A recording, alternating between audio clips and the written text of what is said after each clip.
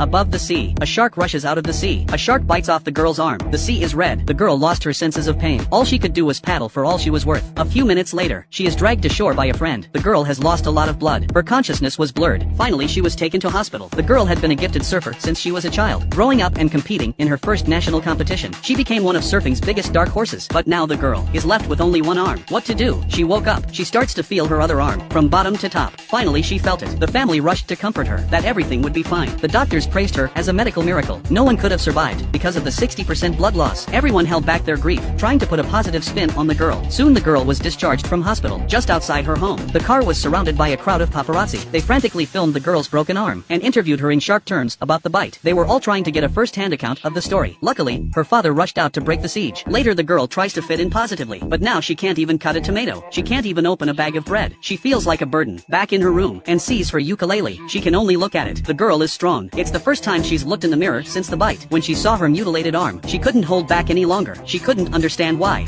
God gave her the gift of surfing, only to break the wing that held her balance. There was consolation in the fact that, the day the shark that bit her was caught, seeing her killer hung high in the air, and the girl slowly washed away her gloom about the sea. On this Thanksgiving Day, the girl volunteered to help her family make breakfast, but she was clumsy. She spilled food all over. What's for breakfast?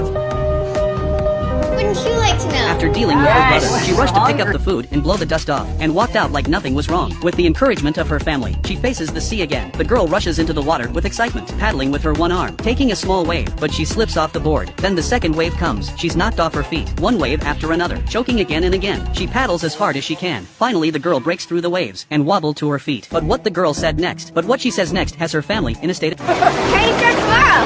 Drink what? The Hawaiian Island Ring.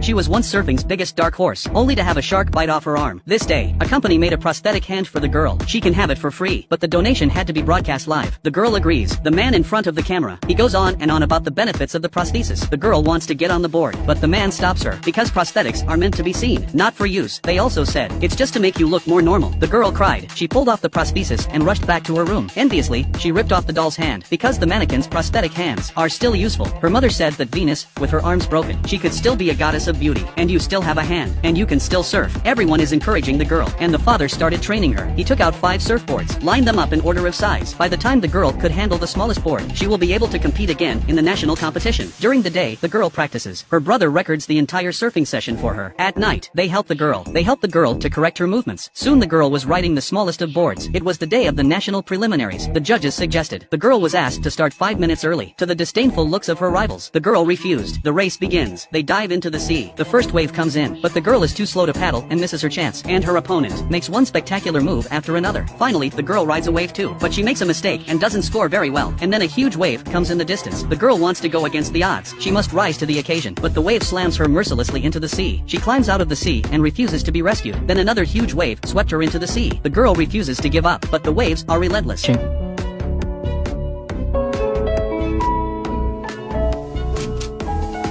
Until her surfboard is snapped in two, before she retires in disarray. And on the beach, a whole bunch of paparazzi were waiting. They were taking pictures, taking close-ups of the girl with the broken arm. The girl's hard-earned confidence was once again shattered. Fans asked for autographs, but she gave them all her surfboards. This time she's decided to give up surfing, because she finally realized, losing an arm, for a surfer, it's the end of the line. On the other hand, a huge tsunami has hit Thailand. Millions of people are left homeless. Girls join the rescue. The people here, everyone is worse off than she is.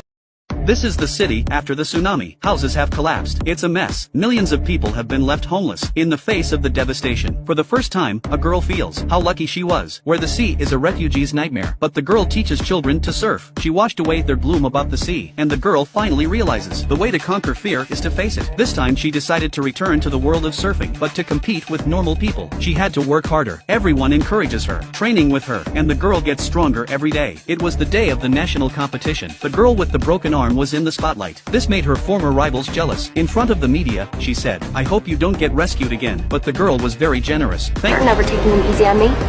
It means a lot.